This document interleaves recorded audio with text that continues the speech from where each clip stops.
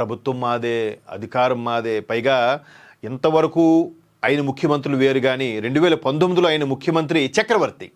అంటే ఈ సమస్త భూమండలాన్ని పరిపాలించే చక్రవర్తి ముఖ్యమంత్రి అయ్యాడు కాబట్టి ఇంకా నెక్స్ట్ ఆయనకి పట్టాభిషేకం జరిగింది కాబట్టి 30 ఏళ్ళు ఆయనే ముఖ్యమంత్రిగా ఉంటాడు. ఎందుకంటే ఇక్కడ ప్రజాస్వామ్యం కాదు అక్కడ.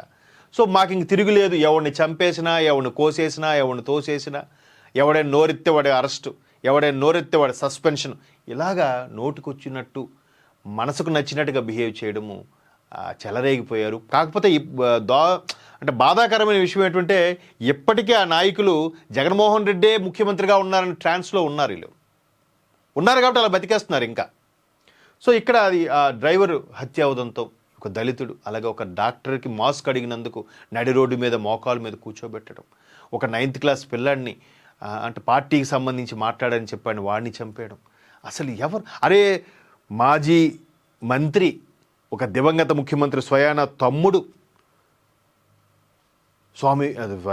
వైఎస్ వివేకానంద రెడ్డికి సంబంధించి హత్యా ఉదంతం ఇప్పటికీ తేలలేదుగా. ఇప్పటికీ దాని దోషులు ఎవరైతే అనుమానిస్తున్నారో హ్యాపీగా విచ్చలుడిగా తిరిగేస్తున్నారు. ఏదో నాది తప్పు కాదు, నన్ను ఎవరేం చేయలేరు,